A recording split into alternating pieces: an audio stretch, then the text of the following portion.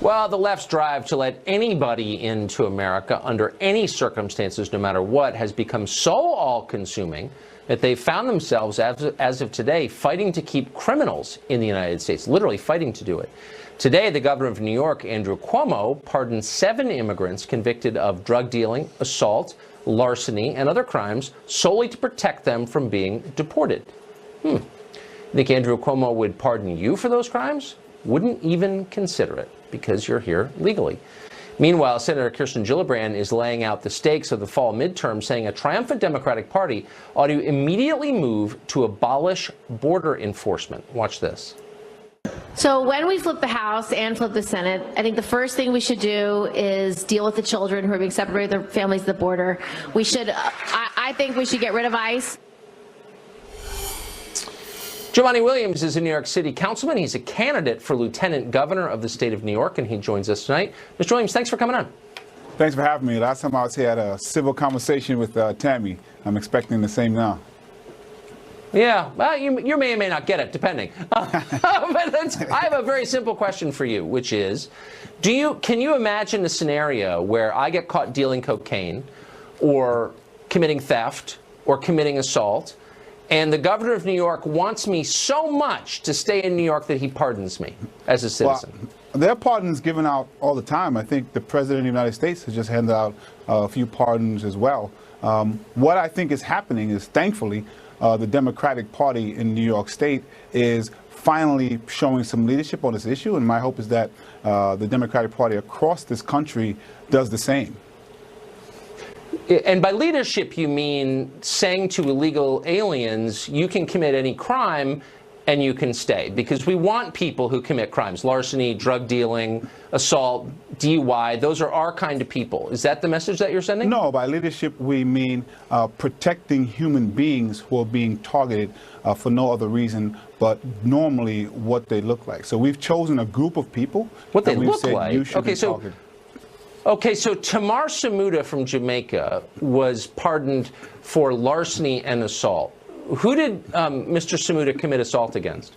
So normally speaking, we look at the crime someone has committed, and then we look at the entirety of their lives. What we have chosen. Okay, I'm looking at I get it. But Tamar Samuda from Jamaica, convicted of larceny now and assault. Who did he assault? I'm not sure. Have you asked them if they mind the pardon? But have you asked them if they mind being the pardon? Oh, but you don't care enough to find out, is what you're saying? No, have you? Because you're saying that this is about... No, but I'm against all of this. I don't think that you should pardon people simply because they're illegal aliens. You do, because you're saying we care about people. And I'm asking, do you care about the person he assaulted enough to know his name? Absolutely. And the answer is no, you don't care. Oh, but you don't know. Why is that? Absolutely. So, one, I do want to rehumanize them. So what's his name? I know you have a tendency to dehumanize, but these are undocumented I'm trying to... No, I'm sorry. I'm trying to humanize the person. Tamar Samuda is the illegal who got pardoned. Who's the guy he assaulted? I want to humanize him. But you don't, because you don't even know his name because you don't care enough to find out. Oh, I see. Why is that? That is because what we're trying to do, and thankfully we are doing, and I thank the governor. I'm not sure why he has a lieutenant governor who thinks the opposite and wants to turn people over. He should probably support me if this is what he wants to do outside of election time. But what we need to do... Wait, hold on. Hold on. I'm sorry to interrupt. I want to humanize the victim of the assault. So will you at least acknowledge that that's a human being too, maybe an American citizen worth protecting? 100%. Then why don't you know his name? Why don't you know anything about the assault? Why don't you care? The strange thing here is, before the pardon, you didn't know his name. And so if the person was... Well, I didn't know Tamar Samuda. I didn't know he existed until today. The person who's being deported is a part of a group of people whom you love to dehumanize. And as a whole, I'm using his name. He's a human being I don't want living here. He's a human being, absolutely. Sure. The reason I'm going to be on trial next week for civil disobedience, stopping an illegal deportation that occurred, is similar to the reason why I'm here, to stop the immoral deportations that are occurring because of ICE. Okay. And what we have done is decided that there are but hold on. Before you give me another moral lecture, you guys are all preachers now. It's so interesting. For people who don't believe in God, you're very religious. Oh, but let me ask you this. I very much believe in God. My faith is very important. I mean, as a party that's as hostile to traditional Christianity as your party is, there's a lot of moralizing. That's not true. But let me ask, can you understand why certain New Yorkers, the top half of your state is dying, in case you haven't been there recently, it's dying, desiccated, hollowed out, no jobs, sadness. You can see why the American citizens living there would look down to New York City and say, why are they spending all this time pardoning illegal aliens? What about me? Why is no one worrying about the fact I haven't had a job? Communities that have immigrants and undocumented immigrants, the crime rate is actually lower. And if we want to look at why people don't have jobs, it's not because of undocumented immigrants. It's because of policies that you generally tend to support on Fox News, which is why in New York State, 1% are making more than 45 times the amount of the bottom 99%. And so that's where we should focus our energy. Yeah, you should be. Yeah, but instead we're pardoning people who committed assault because they're illegal aliens. No, you can see why people might worry about your priorities. We're trying to protect a group of people who are having their babies ripped from them by but what about your people? Immoral, what about Americans?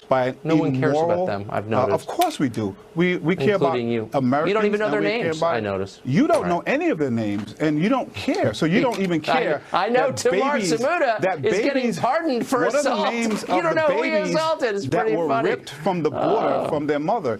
Do you even care what their names were? Do you have any idea about the transgender woman who was allowed to die? Nope, you got me. I don't know, but I appreciate your coming on. Well, much like the creepy porn lawyer, Hillary Clinton requires publicity to survive. She has received a bit of publicity. She may not be happy about it. She's complaining. We'll tell you about what. That's next. Much like death in Texas, it's pretty much impossible to escape Hillary Clinton. She is everywhere, and she reemerged this week to denounce the president's immigration policies. Watch. Absorbing immigrants, creating opportunities that take advantage of our diversity, opening the doors. All of that has been to our advantage. And for those who want to turn the clock back on that and say somehow that has hurt America, they are just not walking around with their eyes open. Well, if, like most people in Brooklyn, you just can't get enough, it might be your lucky day. She clearly wants to run again for the presidency for a third time, but a new obstacle has appeared. Brand new obstacle, new pictures. They show Hillary Clinton enjoying a dinner with disgraced Hollywood producer Harvey Weinstein in December 2016 after she lost the election. Now that we know that virtually everyone close to Weinstein knew what he was really like, you got to wonder, what did Hillary Clinton know? And what's her response to that picture? Not that she'll ever be asked. Tammy Bruce is a New York radio host, and she joins us tonight. Tammy, what do you think? Well, new death in Texas, right? Yeah, great point. She's doesn't seem to be going anywhere. Look, what's interesting is that I believe it was on December 13th. And this was clearly after the shock, in about a month of within a month of the shock of the election loss. That's when you bring the people closest to you. That's when you are having dinner with the most important people. They've known Weinstein for decades. It's not like they met him a few weeks before the election. They've known him for decades. Weinstein contributed money to Bill Clinton's defense fund during the Monica Lewinsky dynamic. So he's been in their lives in a very important way for a very long time. And yes, we know that with Weinstein, literally everybody knew. And she's, in trouble one way or another. Either she's the only person on earth who did not know, which means she shouldn't be president, or she did know and is misrepresenting exactly what she knew anyway. So she can't win in this regard. And this is, of course, her problem overall with her situation. She can't take responsibility for the nature of the choices she's made.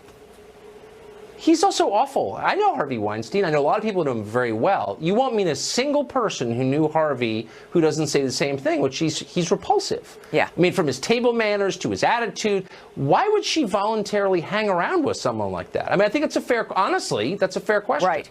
Right. And look, I think that you have friendships and relationships that are transactional, that somebody does things for you, or it's an important kind of collection within your group. But he was important enough to have dinner with just a few weeks after that election loss. And I've said to you, and I'll say it again, this is what I want people to realize. If Hillary Clinton had won, the Me Too movement never would have started. People like Harvey Weinstein would be elevated into more positions of power. The Eric Schneiderman of New York would have more power. None of the things that we see as being important revelations in society that make people's lives better would not have occurred. And the people like that would have been elevated. And there she is complaining about Donald Trump for deporting criminal, illegal aliens to also make people's lives better, to improve our day-to-day living quality, especially amongst legal immigrants, people of color, and people within the inner city. Generally, people who did not vote for him, but his immediate actions have been improving the quality of life for all of us. And there she is. Well, that's exactly it. You know, lamenting and being caught with, of course, the worst among us. And I think every day we're reminded about the value of the choices we made in November of 2016. Well, but that's it. I mean, rich people love low-wage, low-skilled immigration. Why wouldn't they? I mean, that's who does their laundry. The only people who get shafted are working class and poor people who get completely bulldozed by it. Why does nobody ever say that? You know, I think that there is such a bubble, that there is a lack of a connection with those regular people, with the normals, if you will, with that swath of middle America that has been, you know, that has been Atlas for, 200 years, holding up the world on their shoulders, delivering their sons and daughters and loved ones for the military, feeding the world, and they've been taken for granted. And you know, it's maybe not as dramatic, not as exciting to talk about them as it is to talk about the drama of illegal immigration and of the elites. But we know who's really understanding the impact of what Donald Trump is doing, and how their lives, when their lives improve in that middle section of America, that is what improves the lives of everyone on this planet. Tammy, great to see you. Thank you very much. Thanks for having me. Nice to see you, dear. The great Tammy Bruce. Well, the press spent a week calling the Helsinki summit the treason summit. Voters didn't seem impressed or to care at all. In fact, the president's approval numbers went up a little bit. We'll have those polls. Amazing. Next.